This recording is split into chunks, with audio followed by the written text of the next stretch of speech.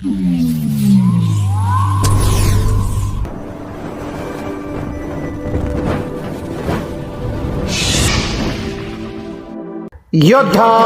News Marathi.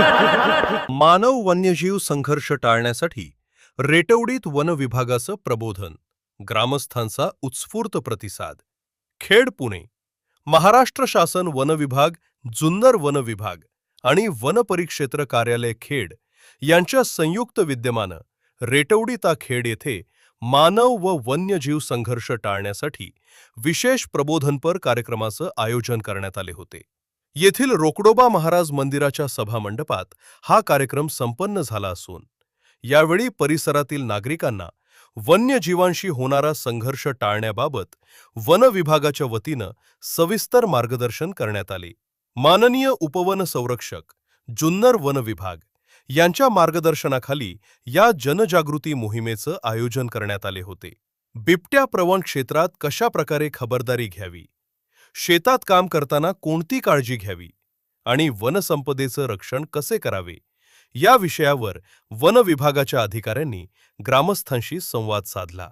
मान्यवरांची उपस्थिती या कार्यक्रमाप्रसंगी पंचायत समितीचे सदस्य दिलीप दुबे, माजी सदस्य तथा आदर्श सरपंच द्वारकानाथ तिसगे पाटील, सरपंच मायाताई ठिटे, माजी सरपंच शरद भालेकर आणि निवृत्त कृषी अधिकारी पंडितराव वाबळे यांची प्रमुख उपस्थिती होती.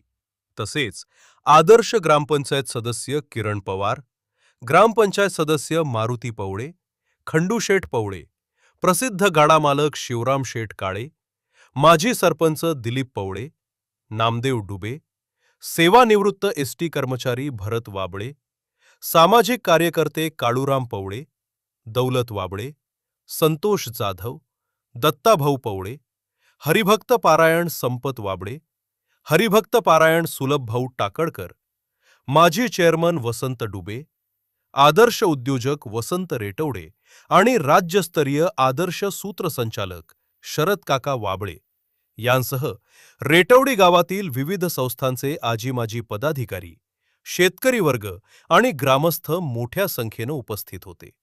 वन विभागाचे नियोजन आणि टीम कार्यक्रमाचे नियोजन माननीय सौमित्र तिजरे व माननीय सुशील सहारे यांनी केले होते.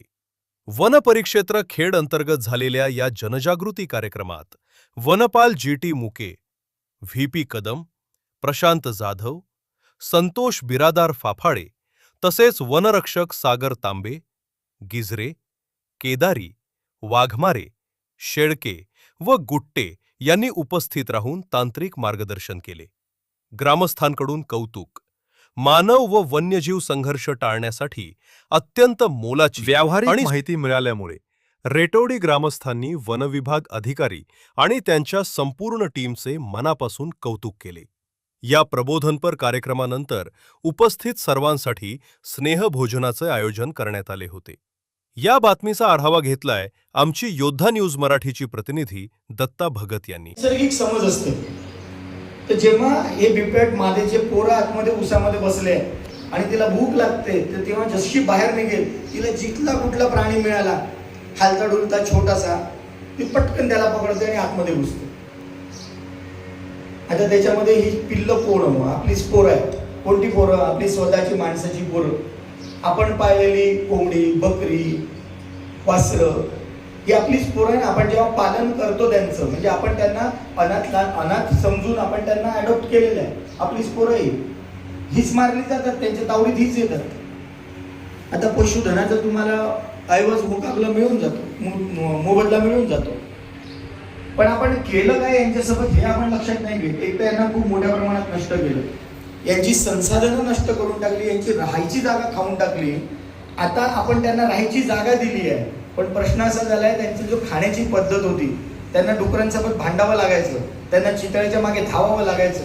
आपण त्यांना जसं घरचा कुत्रा असतो ना, जंगली कुत्रा आणि घरचा कुत्रा. घरच्या कुत्र्याला आणून द्यावं लागतं तुम्हाला अन्न, जंगली कुत्रा शिकार करून खातो. आपल्या घरच्या कुत्र्याला जंगलात सोडा तर नाक मारलं जाईल, त्याला शिकारच नाही माहिती. तशीच अवस्था बिबट्यांची करून टाकली. त्यांना काय मिळतंय आता? बांधलेल्या गायी, बांधलेली कुत्री, झोपलेली कुत्री हे खातात ते. आता यांना पुन्हा संघर्ष जंगलात करून लावायला किती कठीण जाणार आहे हा विचार करत नाही. यांना समूह नष्ट करणं पण कठीण आहे आणि यांना त्यांच्या वापस पद्धतीमध्ये टाकणं त्याच्यासाठी आपल्याला खूप मेहनत करावं लागेल. त्यांना त्यांच्या जमिनी वापस द्याव्या लागतील. कसं द्याल तुम्ही? स्वतःच्या भावाला जमीन देणं नाही होतं आपल्याकडनं, त्या प्राण्याला जमीन देणार का आपण? आणि आपलं पॉप्युलेशन कमी तर होणारच नाही.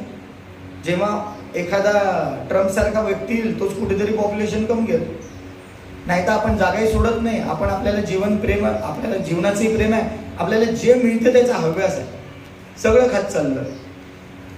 याच्यातून उपाय एकच आहे, आपल्याला चित्तेसोबत, आपल्या बिबटेसोबत सहजीवनाचा स्वीकार करावा लागेल. आणि सोबत हे असताना, हे खरं सांगतोय साहेब, हे सत्य आहे. खोटं ऐकायचं असेल तर खोटंही बोलू शकतो आपण, डिपार्टमेंट म्हणून किंवा बाकीचे तुम्ही ऐकायचं आहे तुम्हाला बोलू. पण खरं काय आहे, कारण मी विद्यार्थी आहे निसर्गाचा, मला निसर्ग काय शिकवतो ते मी शिकतो, तेच मी तुम्हाला सांगतो. तुम्हाला सहजीवनाचा स्वीकार करावा लागेल. तुम्ही आत्तापर्यंत जसं सापाला मित्र म्हणून पोचलं, अजूनही साप मारतात तो लोक स्टील. काही काही शेतकऱ्यांना माहिती आहे, तसंच बिबट्यालाही माहिती असतं की हे या माणसाचं शेत आहे, हा माणूस यावेळेस येणं जाणं करतो, तो पाहतो, त्याचं लक्ष इतकं तीक्ष्ण आहे.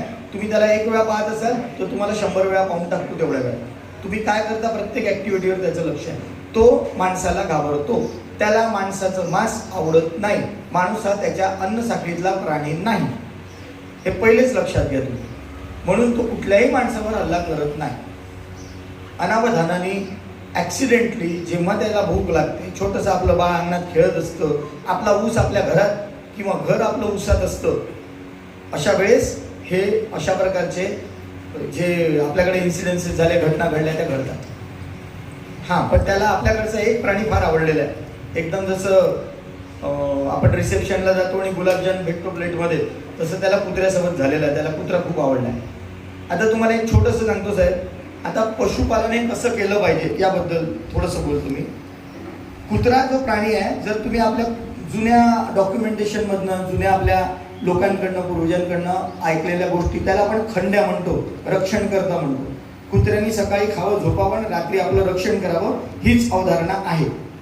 तुम्ही जर बिबट्याने मारलेली कुत्री पाहिलं, खूप वेळा ती झोपलेली कुत्री आहे. आपल्याला या कुत्र्यांचं संगोपन कसं करायचं हे सुद्धा माहीत नाही. खरंच माहीत नाही आपल्याला संगोपन कसं करावं. कुत्र्यांनी सकाळी खाऊन पिऊन झोपलं पाहिजे आणि रात्री उपाशी पोटी रक्षण केलं पाहिजे. जर तुम्ही कुत्र्याला नुसतं खाऊ पिऊ घालाल आणि त्याला जर आपल्या कडेवर ठेवाल, तर तो त्याचे जे काही नॅचरल इन्स्टिंक्ट आहे ते विसरून जाणार, पूर्णपणे विसरून जाणार. अच्छा, आपण कुठल्या प्रजातीची कुत्री पाळतो? आपली देशी प्रजात आहे साहेब, मुधोळ, हाऊंस जे प्रकार आहे ते सगळे आपले देशी प्रकारची कुत्री.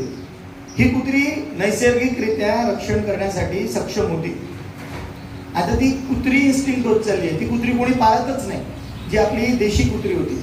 आपल्याला अल्सेशियन पाहिजे, पॉमेरियन पाहिजे, असे कुत्रे ज्यांच्या बापदाद्यांनी कधी बिबट पाहिलाच नाही, ते घरात राहिले किंवा त्यांना डेव्हलप केल्या गेलेल्या आहे घरात राहण्यासाठी, अशी आपण कुत्री पाळू आणि त्यांच्याकडनं अपेक्षा करू ही रक्षण करतील, तर ती करणारच नाही.